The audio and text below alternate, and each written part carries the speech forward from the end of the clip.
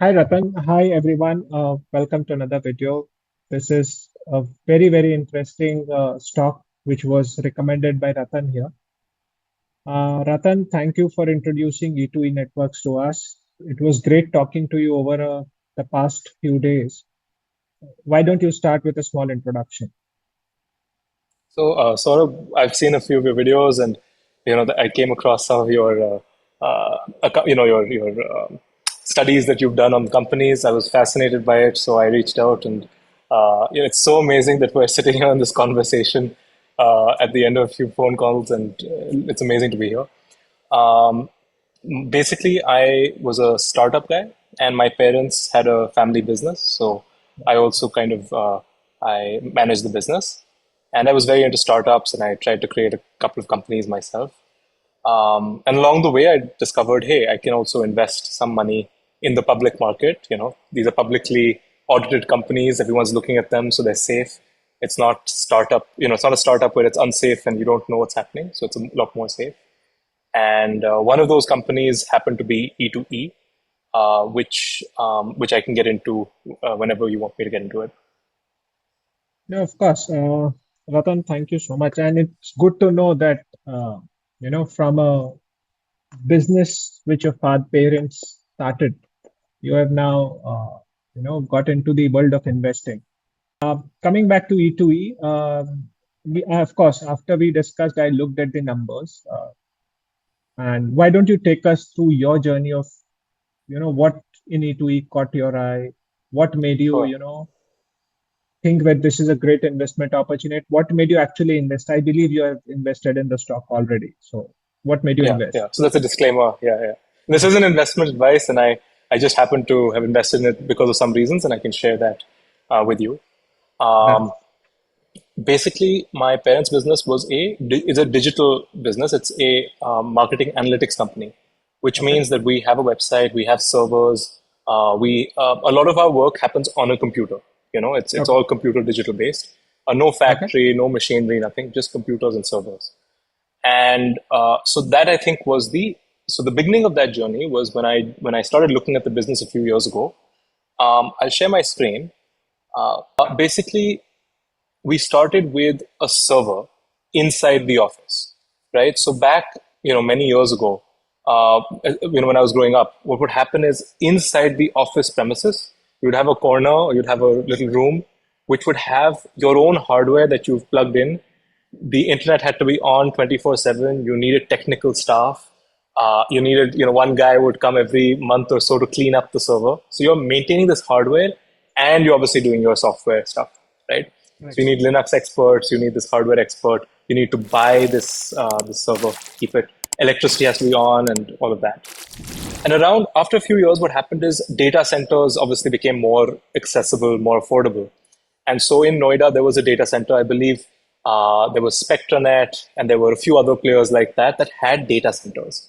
Hmm. And so what people started doing is, and many businesses, especially the small businesses, they would take their servers and put them in the server room of the data center. And this is called co-location. Okay, co-locating. So now at least your internet and your electricity and your uptime is not your responsibility, right? So you can shut off your office, you can go home, not worry about uptime.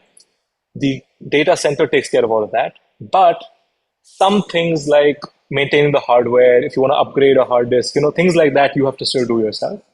So you might still have a hardware guy who's a vendor who's taking care of these Hmm. things. But in terms of the headache of keeping that server up, it's less of your responsibility, the Hmm. data center managers. Hmm. And somewhere along this journey, what happened is that uh, AWS came up, and AWS basically said, okay, we have a data center, we have these servers sitting in the racks, Hmm. but for a new company that comes in Hmm. that has a server requirement, instead of the startup time to buy hardware, find a hardware engineer, plug it into this data center, go through all that cost and contract Hmm. signing, all of Hmm. that process. Hmm. Instead, let me allow a company to hire a server or a piece of a server Hmm. at a fraction of the cost. So if I bought my own server, which is what we'd been doing for a very long time, it might have 32 GB RAM at that point, or it might have a very big CPU, which you don't need. We may need only a small one, but you get a big server, and so you're paying a lot more. So what AWS did is, as a cloud service provider, through its software, it allowed you to kind of only use the compute power that you need. So Hmm. laptop, agar aapke paas hai, you're using half the laptop, not the full laptop. And Correct. so two customers pay for the same hardware. And this was actually beautiful. And the first, I think, adopters of this would have been startups or new companies that needed compute power. Hmm. But along the way, what happened is, as with these servers, you have to upgrade every few years. Hmm. So businesses like ours, when we had to upgrade, and when I was there especially, I was like, look, should I upgrade or should I go to a cloud service provider? It makes Hmm. more sense. I don't want this headache anymore. मतलब मेरी बस की नहीं है. Hmm. I would prefer. It's not your primary business. Your primary business is something Correct. else. Why do you want to do this? I just Absolutely. want the server to Makes work. I sense. don't want to Makes manage it. sense. Yeah, Makes sense. correct. Yeah. So around that time, I was evaluating. Obviously AWS has been there for many years, and AWS came up. Google, Google Cloud, Azure, Microsoft Azure came up. These were the top level players. They're very expensive, right? And underneath these players is another layer of much more affordable players. And you can see in the screenshots that there is DigitalOcean, for instance, that's very popular. I think they're a public company. There's Linode, which I think predates AWS, who came up at the same time, Linode. And then there is, I think, Vulture, which is another one. And there are many like this. In that price point, which is this lower price point, a friend of mine, who's also a tech guy, he told me about E2E. He's like, yeah, Noida, mein, there's a company, E2E. They seem to have good pricing. Their uptime seems good. Look at them. And their pricing was even better than DigitalOcean, Linode, and Vulture. So you had the gold standard, which is AWS, Google Cloud, and Microsoft Azure. They have a lot of services. They have big data centers. They're very expensive. Then you have Hmm. these smaller guys, and cheaper Hmm. than even these smaller guys is E2E. Hmm. And that's when we became a customer. And from that point on, their uptime is pretty decent. I mean, one outage maybe less than once a year, right? So which is decent enough for a business like ours. Which is good enough. And yeah, it's good enough. And they're very responsive. They, you send them, you raise a ticket, they respond within a few hours. Apart from that, what I noticed is when they raise prices, I can't negotiate. There's no negotiation.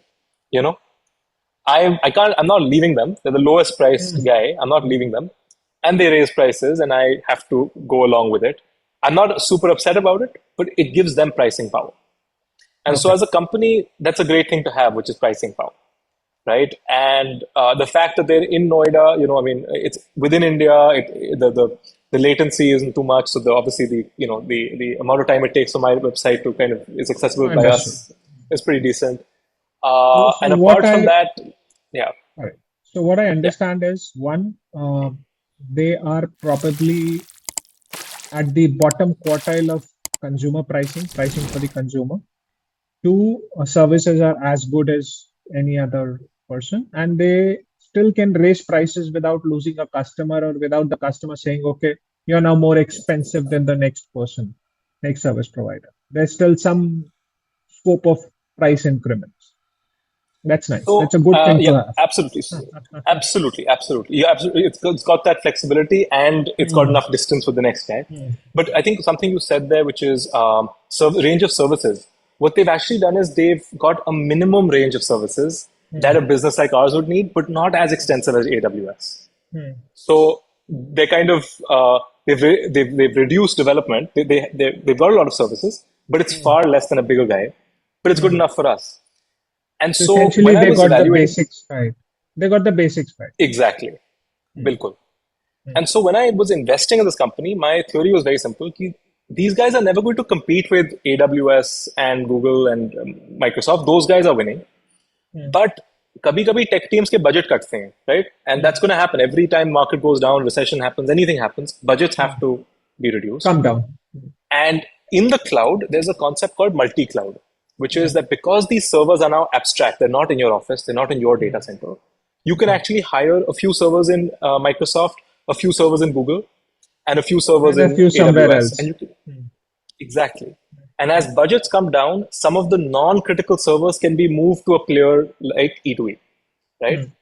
And so Hmm. my whole thing was, look, I don't need them to beat those guys. I need them to keep their price low and double in size. That Hmm. was my whole thing. But say Hmm. double ho jayega, right? Hmm. That's why I kind of invested. As long as they keep their prices low, they go up. That's nice. And after Yeah. we discussed, of course, I also looked at the numbers. Uh, let me now share my screen with you and tell you my assessment of the numbers. There's It's one again a other part very of the story, please. which is that there's another thing that they got into, which was not part of my original thesis, but Hmm. that's what's driving them up now, is they have heavily invested in GPUs. Hmm. And so what I believe, I was listening to the earning call, the essentially this new GPU game, which is the new AI game, and GPUs are these are the graphic chips that do the AI computation. Um, AWS was winning at the data center game, at the cloud provider game. Hmm. But GPUs have equalized the playing field because it's completely new hardware. So all of these guys are now trying to buy as many GPUs as possible. Hmm. And among them is E2E just trying to buy as much hardware as possible, trying to equalize where it stands The in the playing world field in there. terms of, yeah, yeah. So that's the last thing, and that's where a lot of their investment is going. Yeah. And in fact, AI is going to happen.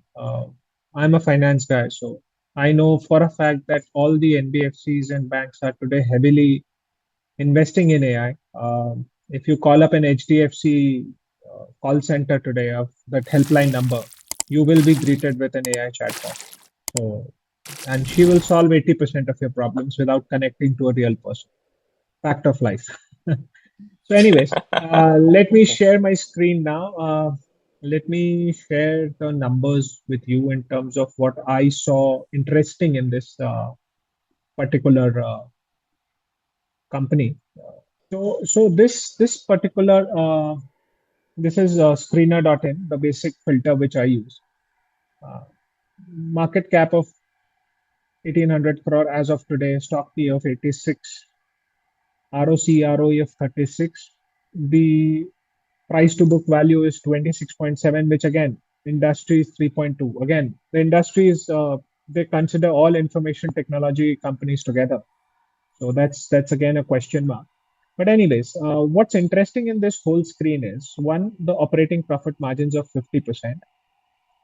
So for whatever revenues, last 12-month revenue of 94 crores, they will make 45 crores as their profit. Operating profit, pre-interest and pre-depreciation. That's essentially the EBITDA. So that's a great thing. Now, what's very interesting to see here is I'll just scroll down the screen and I'll tell you what's the most interesting part here is. If you see the screen, the sales have been growing consistently from let's look at the annual numbers. Let's look at the annual. I'm sure you have seen this. So what really attracted me here was, the sales growth in the last 4 years from a 35 crore revenue in 21, which is just after the COVID hit, to 94 crores today. Uh, all the while maintaining the operating profit margin of 50% is what I look at it. If you look at this operating profit margin matrix, 44, 50, and 51%, that's the fantastic part of the business. Now, from whatever research, again, sales growth, profit growth compounded over the years has been fantastic. Forget the stock price CAGR, that's okay, but sales growth has been fantastic. What's really interesting here is I'll share another screen. From whatever I understood, it's essentially taking your hardware somewhere else. You can rent the hardware from them, is what their business model is. So the more they invest in hardware themselves, the more their revenues will be. So what I did was a simple exercise. I looked at their fixed assets and I looked at their revenues. And assuming that the current year investments will happen over, a few quarters, because not every capex will be done in Q1 of the year. I simply ignored the addition this year. So what I'm assuming is last year's capex to this year's revenue. That is the calculation which I'm trying to do. So if Sure. we look at Sure. this also, These are the fixed asset numbers from the balance sheet, and these are the revenue numbers again from the same screener side. So if you look at last 3 years, they are doing roughly two times their opening fixed assets as revenues. So if my opening fixed asset is 42 crores, the revenue which they achieved was 94 crores in 2024.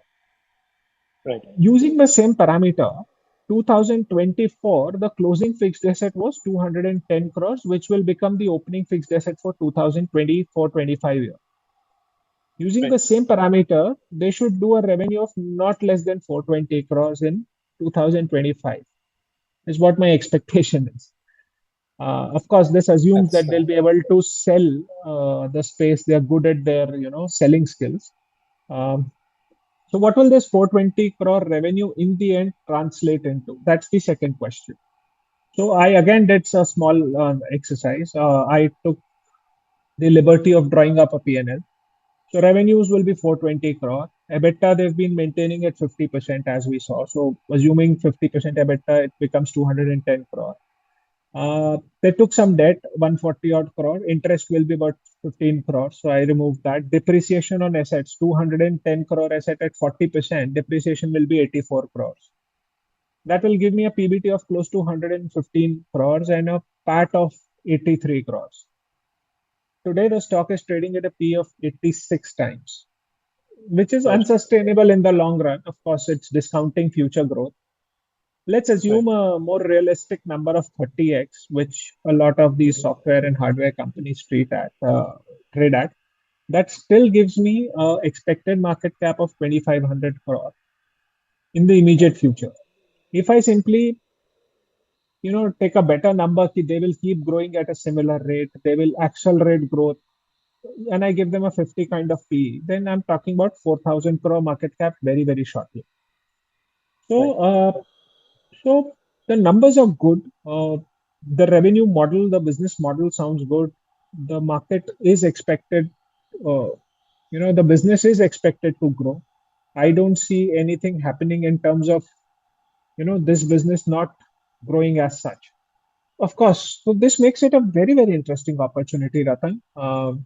Thank you for introducing me. It would never have crossed my screens as such. The screens which I've put up, which keep telling me, okay, explore this stock, explore that stock. It would have never crossed any of those screens because 86p as such is out of my filters. Um, So please about continue. these, you said that they need to execute on sales, right? I think that's also what we were talking about earlier as well. Um, I think what's happening right now, from what I understand, is that there's such a high demand in use of GPUs for AI model training by research institutes as well as startups or large organizations that instead of having to do sales, I think a lot of sales is incoming right now because it's more of a level playing field on the GPUs, and so they're just a cheaper provider, right? By that, you Google GPU providers, they'll be somewhere on the result list, and Mm. you can obviously the customer check them out. And so I think them they must be very confident about that. That hey, we can invest more and more in GPUs, and No, I'm sure. Their present customer list is also a pretty decent customer list. Uh, they have pretty large names. I'll, of course, put a screenshot up. And the way I see this is, in the end, they've perfected a business model which will remain viable at least for the next 5, 7, 10 years. All they need to do is execute well, keep reinvesting in their fixed assets, keep reinvesting in their server capacities, and keep selling it. So two skills needed, execution. And one more interesting thing which I would want to show in terms of financials is here. I'll again share the screen. And this is their annual, revenue numbers and sales numbers and growth numbers, if you can see. Now, yeah. what's very interesting is if you look at the employee cost as a percentage of sales, okay? Let's forget the initial years. I guess there was a business model change which happened after 18 and 19, or they might have achieved economies of scale. Let's start from March 21. March 21, their employee cost was 25%, which as of today has come down to 18.6% of sale. That's a straight 6% contribution to EBITDA. And the way I understand this business is as they expand, this will not really grow up, stay constant in absolute terms. It will be even lower going forward. In the mid 14s and 15% kind is what the expectation is. So it will contribute another 3% to the EBITDA, which will comp off the interest cost. The way I see this is because that's how it's going to work. So it's going to be a very, very interesting margin mix. The economies of scale are coming into play. And So something I I'd believe, like to add here uh, about employee cost is if you look at a business like AWS or uh, any of those, digital, even the lower ones, DigitalOcean or uh, Linode or uh, Google Cloud, whatever. A good engineer's salary there is between 150 to $200,000, which works out to around 1.6 to 2 crores a year, right? hmm, hmm, And that's being conservative. I think some of them get paid a lot more. Um, the CEO salary last I checked, which may have been about a year ago, was 2 crores, hmm. right? So in terms of what they're paying an average engineer at E2E, it's much lower, right? It's because there is this difference in The India advantage. absolutely, absolutely. And so, at maybe at 30, 40 lakhs, the engineer is very happy, Uh, right? uh, Or maybe even at 15, 20 lakhs, the guy is very happy. uh, And whereas their counterpart in the US is earning 100K, 150K, Correct. they've got, I think, much fewer employees than some of the US guys. I think India that way is just a little more conservative. So the economics just work out very much in their favor. Much better, much better. That is why Yeah, they are able yeah. to give those lower costs, I guess. Uh, In fact, all the companies moving their GCCs to India also tells us that India will remain the lowest cost quality manpower provider. Lowest cost with quality, of course. That's the key part.